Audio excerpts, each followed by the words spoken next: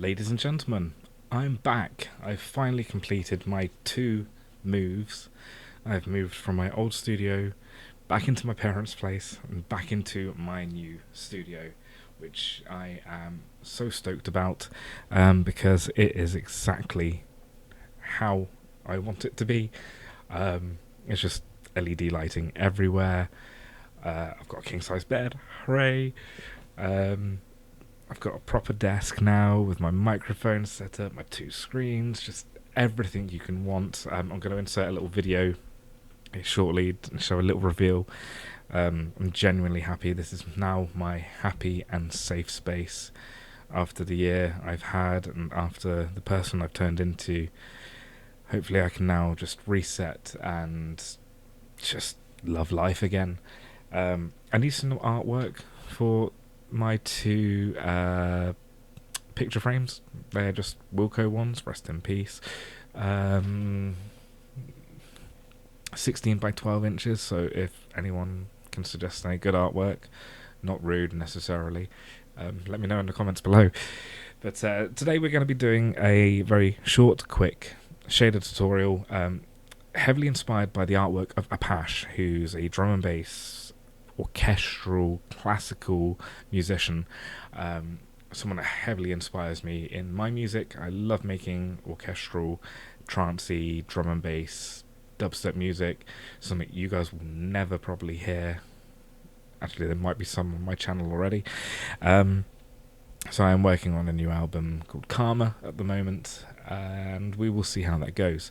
But most of the artwork for the individual tracks are using this shader, and it's like, think of a statue, marble effect with fractures, but instead of like a gold etching, which Apache uses, I'm using a nice Emission shader to kind of creep out of those cracks. So we're going to get into that, and it's going to be quick and simple, but I hope you like my setup. Have a quick look at it, and then we're going to jump onto Chrome or whatever you use and go onto CG Trader and just have a look at some free statues, OBJs, FBX, STLs, anything that we can use to create something really sort of classical but edgy. So let's get into it. Here's the video first. Enjoy.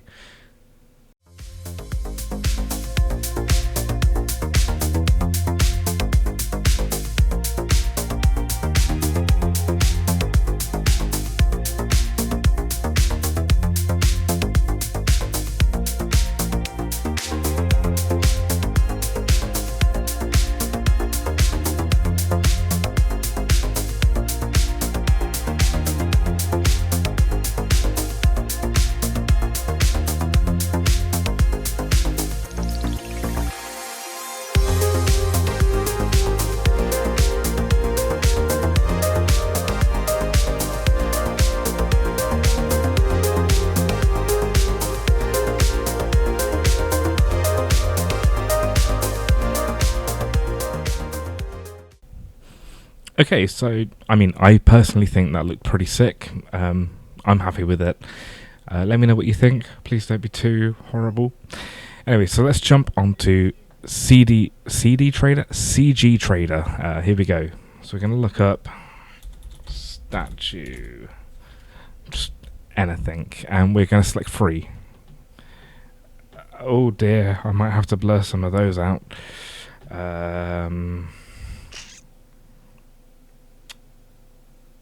Some of them are really cool though, actually. So let's have a look at... No, that's like Superwoman. That's pretty cool. Oh dear Lord. What on earth are some of these?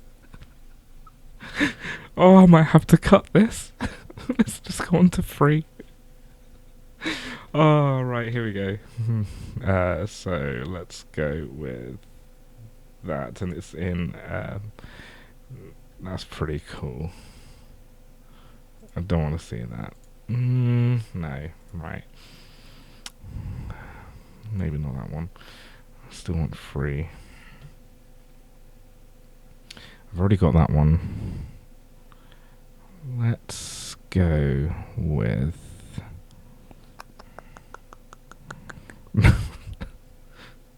Okay, there's more smut on this free statue page than I was expecting. I just want like the thinker or something. This is really difficult. I'm gonna go for this. Yeah, that's cool. And it's available in OBJ, so let's do free download and just wait for that to download. Fantastic.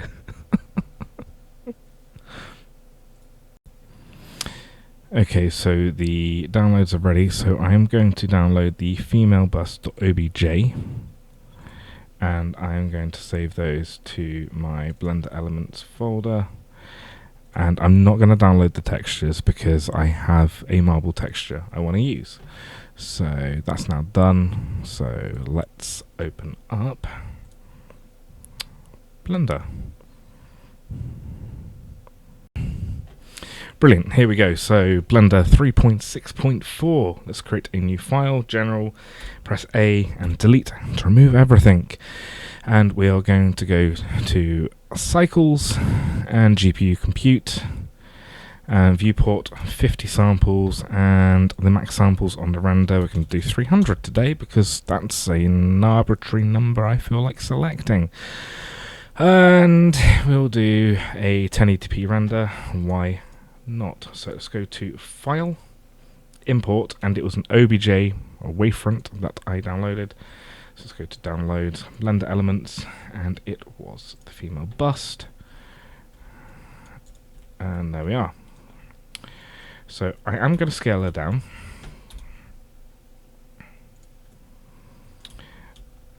And what you'll find with STL files is they print quite big. They are designed for 3D printing, so they come up in Blender quite hugely. So it's always best to just scale it down to your workable file, unless you are planning to print them. The shading really doesn't matter if you are planning to print them, but then you wouldn't be using Blender. Blender isn't designed really for 3D printing.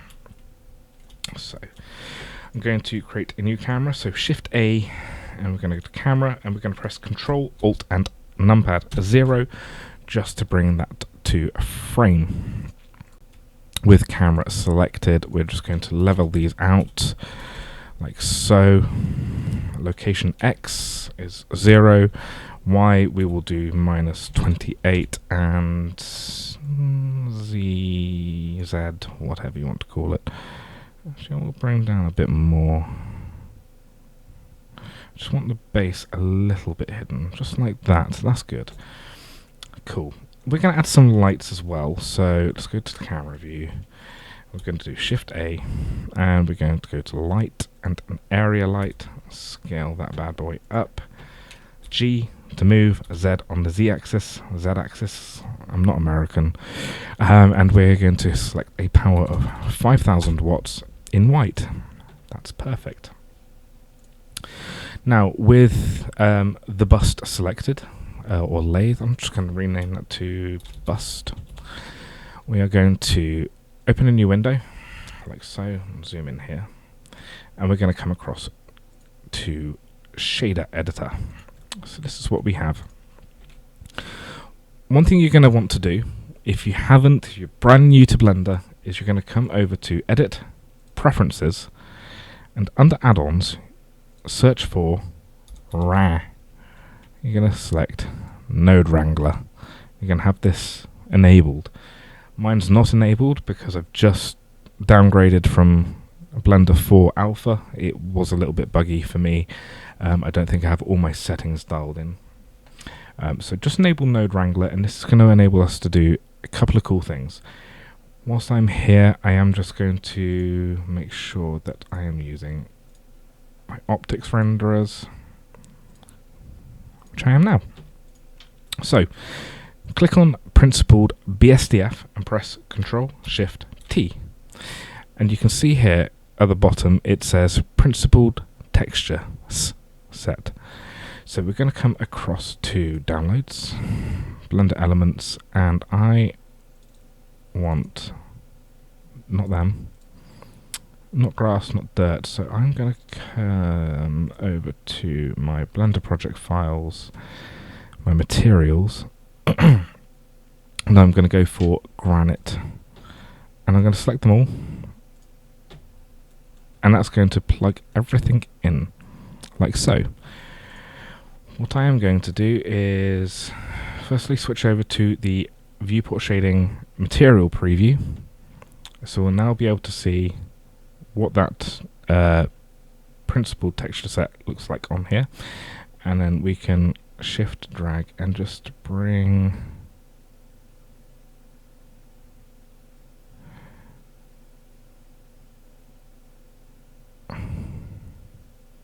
the scaling to what we want. That's scale of 1's good. Maybe if we use the object coordinates rather than UV. Let's have a look at that. No, that's just tiling. Let's try the generated. Again, that's tiling in an odd way, so we'll just go with the UV. I mean, it looks marvelly. We'll stick with that. These textures I've downloaded are from a website called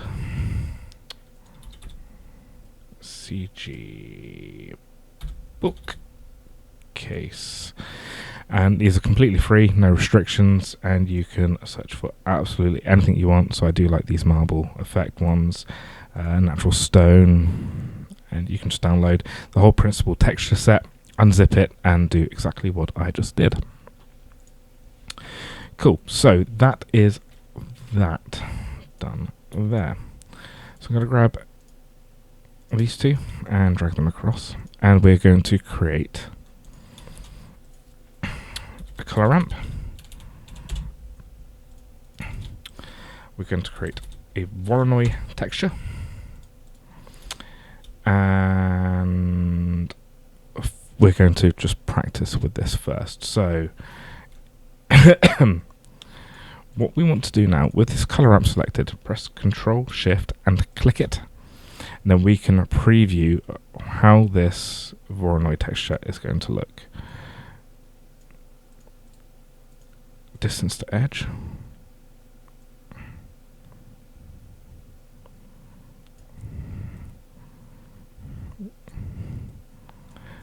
So that is going to create that cool sort of fractured look. I'm quite happy with that. Randomness, we want it quite random, so let's actually go for a randomness of 3. And it did nothing. Fantastic. We're going to flip the color ramp, so we have the white as the edge.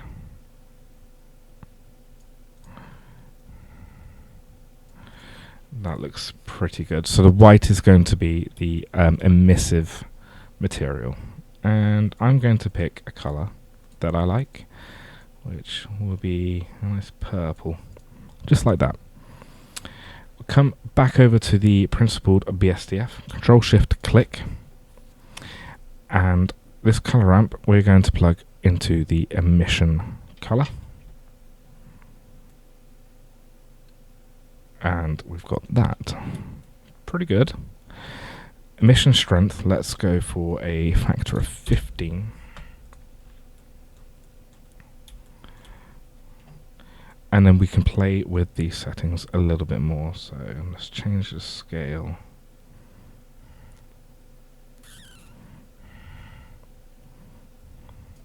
Something like that.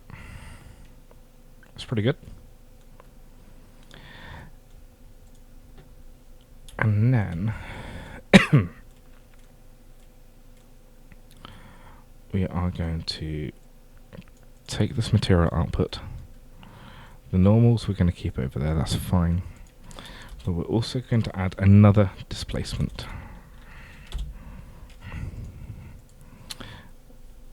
We're going to use the color of the color ramp as the height.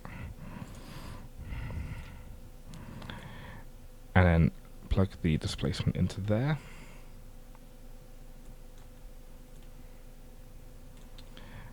I apologize, I was completely wrong. I'm going to do a add shader. Plug that in, and plug that in. Oh, it doesn't work. So what do we do here? I'll have a think about that later. For now, we'll plug this displacement back in. And actually, that's too pink. Let's go with that. So let's come over to our render preview.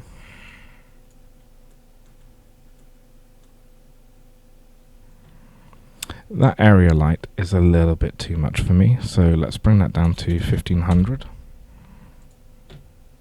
Pretty cool. And we're going to bring the background down to a black. That's looking pretty cool. And then we'll stage it. So let's create a plane. Just make sure those two back edges are outside of the viewport. And then we're going to click on the plane, select tab, just select this back line, press E to extrude, Z on the Z axis. That should be perfect. And then we're going to select this back line again, press Control and B to bevel. Just enough. And then down here, which is under my face, you've got a bevel option.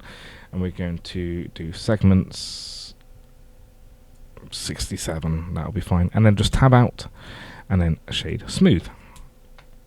And then we're going to create a new texture for this plane. Base color, let's bring down to a nice grey like that. And then we can play with the metallic. And I'm going to use a color ramp. And I'm going to use a Musgrave texture. Height into the factor. Control, Shift, click the color ramp. So we can see what we're getting here. And then we'll change the scale.